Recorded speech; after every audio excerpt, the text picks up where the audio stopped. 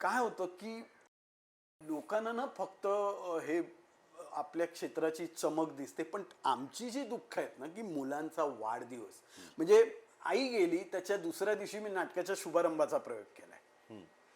बाबा गेल्यानंतर सुद्धा तो दिवस दुसऱ्या दिवशी शूटिंग. कारण त्यांचं एक मत होतं की हे बघ, जाणारा जातो, त्याच्यासाठी 70 जिवंत माणसांना मारू नकोस.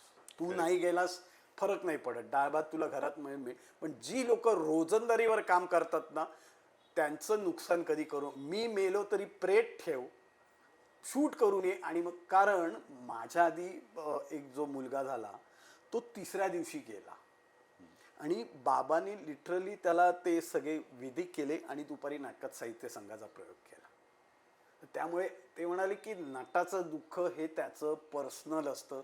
लोक 500 रुपयाचं तिकीट काढून तुम्हाला बघायला येतात, तेव्हा तुमचं कर्तव्य आहे की तुम्ही ते काम पूर्ण कर. तुमची दुःख राहिली बाजूला, तुमचं सगळं झाल्यानंतर रात्री रड.